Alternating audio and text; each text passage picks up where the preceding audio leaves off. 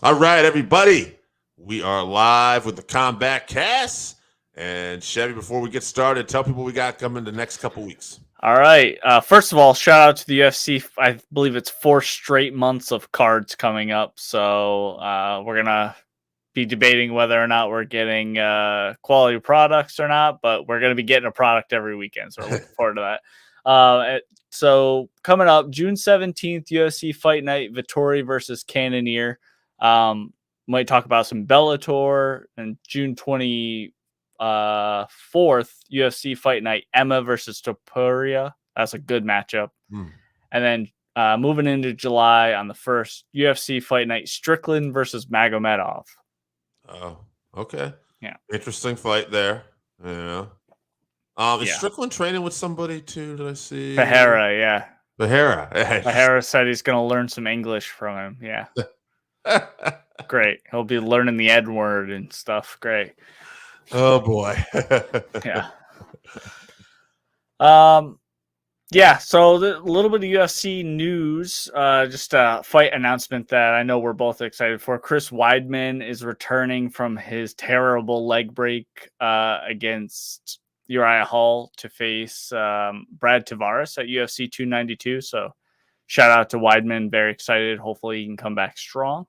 Yeah, I mean, that leg injury was obviously horrific, the same one Anderson Silva suffered. So just to see Weidman back is great. You know, former middleweight champion, one of the real good guys, it seems like, of the sport. Yeah, I'd like to see him do well. But, he was having a tough time before this injury even happened. He's training down in South Carolina with Wonder Boy now, though. He's not with Longo and Sarah up in New York anymore, I don't believe. Well, maybe that'll be better for him. You know, we'll see. But, yeah, I am excited to see Weidman back, though. Yeah. Also, Ultimate Fighter was last week. It started. So, yeah. What were your thoughts on the first episode? It was okay. It flew by. I thought it wasn't. It's the Ultimate Fighter. I want to see more fights. I felt like it was one of those things where I watched and I just can't make up my mind how I feel about it. Like, they showed that interaction already with Conor and Chandler enough times where, like, that was the main interaction, I thought, on the show. Like you had said off air, like, it looks like a rough start for the rookies. And Conor didn't really show up. Conor has all the rookies. Chandler has all the veterans. And Conor didn't show up to the weigh-in. So this is going, unfortunately, like you would fear a little bit. But we'll see. Episode 2 is coming out today. So I am interested. I am interested in watching tonight. It's just, will it hold my interest? We'll see. Yeah. It just felt like the Ultimate Fighter, like it always did. Nothing different or special. It does. I would prefer they focus a little bit more on the fighters. I get it's the first episode, so you're trying to build the hype or whatever, so maybe they'll move more towards the fighters. But it was entirely about Conor and Chandler and how great they are, and this big build up to this fight, which, funny enough, Dana recently was talking about how difficult it is to get these two guys in Right. a fight because they both have so much money, which is disconcerting and makes me think maybe this fight isn't going to actually happen after all. You see Conor out at F1 races, drunk in public, and all this. Doesn't seem like he's super focused or training very hard. So no. Yeah, I do wonder if we're ever going to see Conor fight again and where his headspace is at. When you do see things like that, you're like, and it's like, he doesn't have to do this, but right. Is it just staying in the eye of the public? But at some point, I feel like Conor will fight again on some level. I'd like it to see this fight. I mean, we announced it. We're going through all this trouble. But I definitely, like you would say, I would say I have my concerns. Like, if someone said, hey, you want to bet money this fight's going to happen? I'd be like, no. Yeah. He did the interview with Megan O'Leary, and he said he wanted to fight, 2 or 3 times a year and get more regular, which I think would be good for Conor, because I think that's part of his problem why he hasn't looked so great. He's not consistent in there, but I just don't see it happen. I don't know. If he's gonna come back, great. I'll watch him fight for sure. If he's not, like, just go away. I don't want him butting in with Twitter after every fight and making it seem like he's gonna come back, teasing all this shit. Just be there or don't be there. Right. Figure it out. But he's gonna do his own thing. You don't give a shit about what I think. So yeah. All right. Last week's fight card, not super great. It wasn't awful, but I fell asleep after the Jim Miller fight. So we're not really going to talk too much about it. I know poor judging. If you want to hear about poor judging, you can listen to any other MMA podcast. Everyone's talking about it. We know how bad MMA judging is. But shout out to Jim Miller, 23-second, I believe, KO on Jesse Butler. Jim Miller should be fighting ranked opponents at this point. He's looked so good lately. I know that he's older or whatever, but he's looked so good. He needs to be fighting some ranked opponents. And you know what? I know this definitely won't happen, but in my heart, I would love to see Jim Miller headline UFC 300. Not only fight on it, but headline it. That would be great for me. I don't think the prelims. No, he's got to be on the main card. But he won't headline it, but he's got to be on the main card. No, he won't headline it for sure. That would be cool. You know what, though? You should have some old school guys, though, on that main card if you're going to end up having UFC 300. I think that would be interesting to have some of your veterans and stuff. Yeah, 300 is a milestone for the legacy of the UFC, so you should show some legacy fighters. You know what? I'll say this, and he's been very complimentary since leaving the UFC. And Nate Diaz has that boxing match with Jake Paul, win or lose. He said, "We'll see how let's go." By the time UFC 300 rolls around, if he's not signed, he would be a fun guy to get back in the UFC. It's a big money fight for somebody. Yeah. Yeah. That Dustin fight, I would love to see that Dustin and Nate fight. I mean, if they can get the Conor thing done, that would be a UFC 300 fight for sure. So we're at 289. So basically we do one a month on average. I know there's going to be one where we double up or something, but basically we're talking about a year from now, 300. Yeah. So see, a lot can happen in a year. Let's see what happens. We'll see. All right, let's talk about UFC 289, which we've been shitting on. I've been shitting on for sure. Turns out some of these fights are a little bit more interesting than the main event would lead you to believe. So just a couple prelims to keep an eye out on. Miranda Maverick is fighting a girl, I can't pronounce her name, Yazdavidis or something like that. Close enough. Khalil Roundtree is fighting a to be determined fighter because I believe what's his name pulled out with an injury. I'm not sure if you have any update on that, but and then I'm looking at the card right now as we speak. We don't have an opponent yet. Okay. Well, hopefully they find something and he gets a fight, but also probably the highlight of the prelims would be Imavov versus Chris Curtis. That is Nazardine Imavov versus Chris Curtis. That will be an absolute amazing fight. I'm looking forward to that one for sure. Yeah. Imavov lost to Strickland in one of his last fights. Obviously someone who Curtis trains with, so that might be good for Curtis. But before that, I mean, this guy's got wins over Chabatsian, Highness, Buckley, and Chris Curtis has, even though he lost his last fight to Kelvin Gastelum, he was right there, and there was that accidental headbutt he talks about. And I thought Curtis has looked really good since coming to the UFC. Yep. All right, let's get into this main card. We're going to start off with Marc-Andre Barriault versus Eryk Anders. All right. Mark is 15-6-1, 10 KOs, 1 sub, 4 decision. Eryk Anders, your boy, 15-7, 9 KOs, 1 subs, 5 decision. Eryk Anders is as tough as they come. This is an interesting matchup. They both like to slug. I think stylistically, I kind of like Anders here. Normally, like I don't always favor Anders. Like I feel like he's a good fighter, but he seems to come up a little bit short in these big time. But I feel like stylistically, this could be a fun fight. They both like to slug. You can see their records: 9 KOs for Anders, 10 KOs for Mark. I'm gonna go with Anders. I'm gonna say this is a battle, and I'm gonna say it's a round 2 TKO. Yeah, I think matchup wise, they're very evenly matched. I think that it's more likely both guys are so tough we just get a decision. So I'm gonna go with Barriault by decision. By decision. All right, move on to the next fight, probable fight of the night. Dan Ige versus Nate Landwehr. Dan Ige, 16-6, 5 KOs, 5 subs, 6 decision. Performance of the night 3 times. He's won last fight, but he lost 3 prior to that. So Ige's had a lot of tough opponents recently.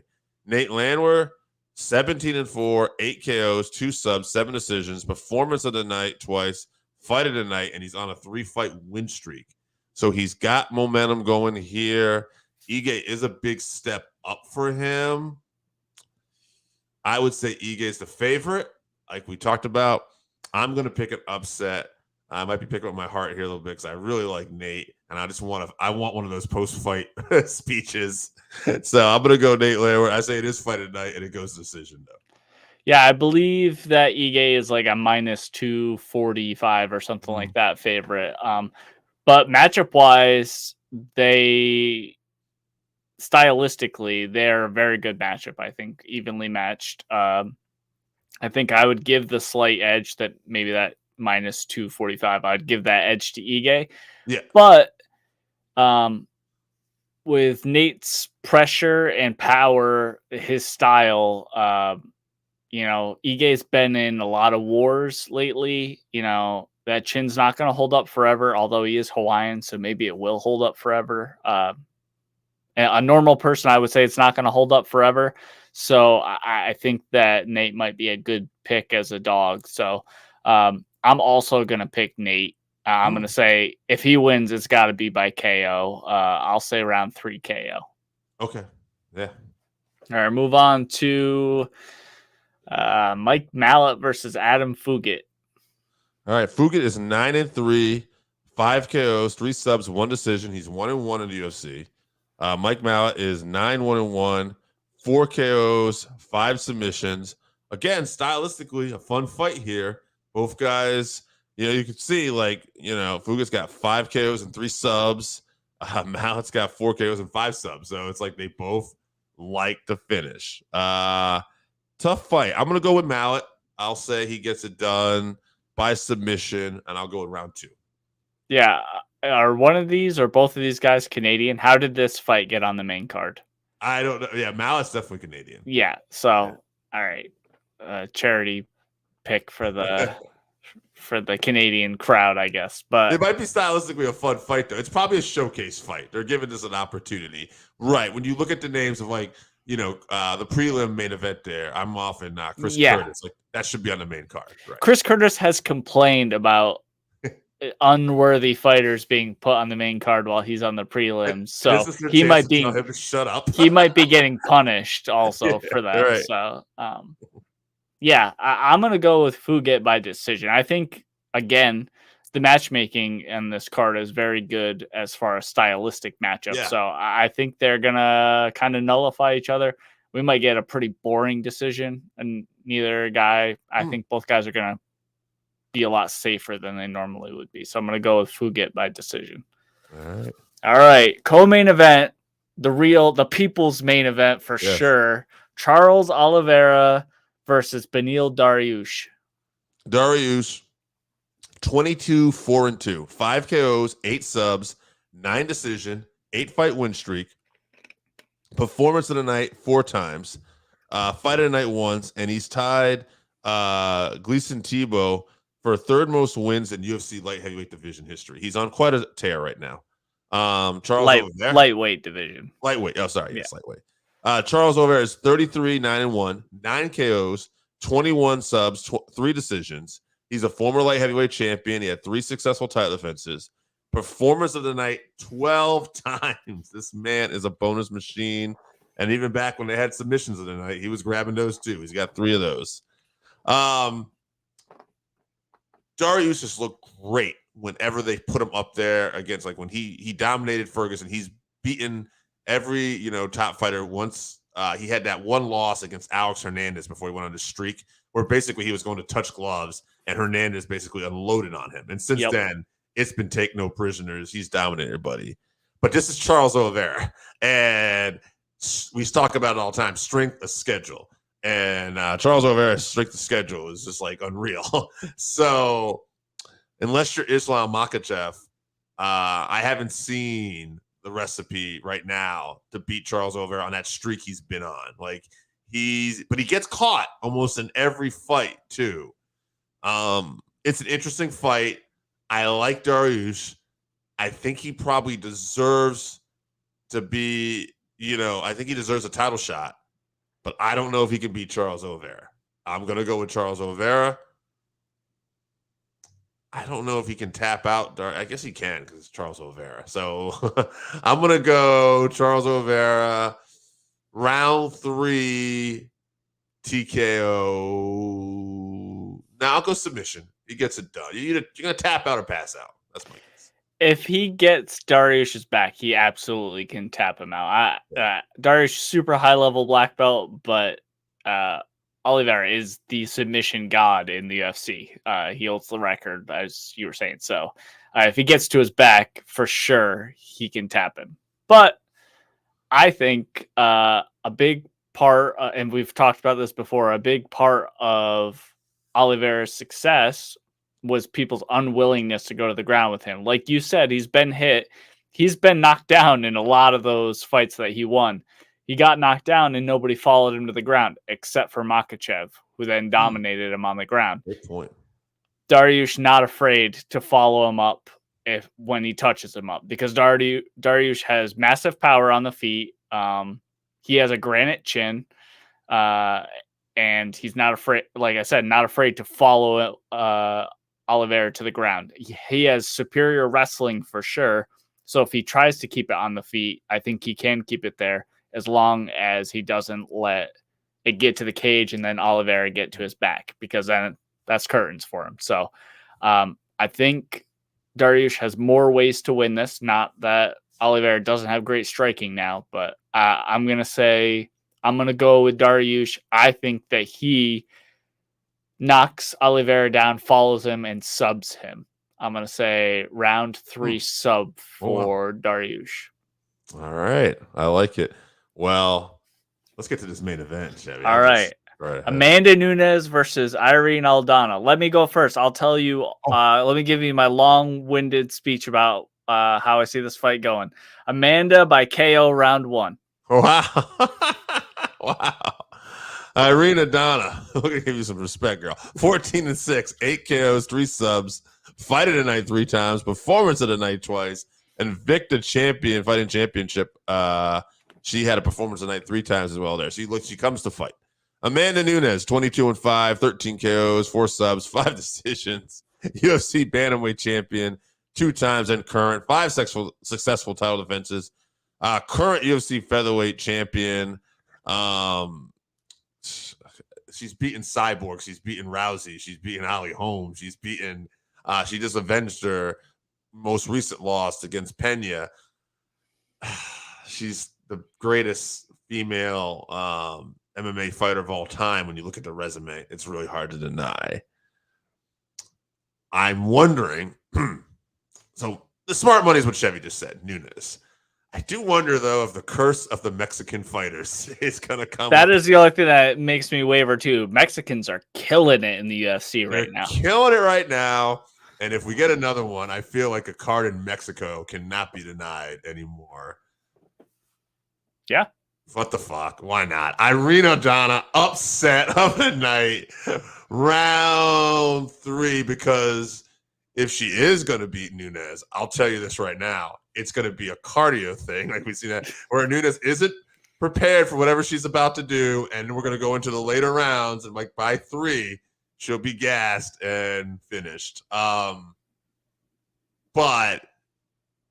as much as I'm telling you that, you still got to favor Nunes. She's smart.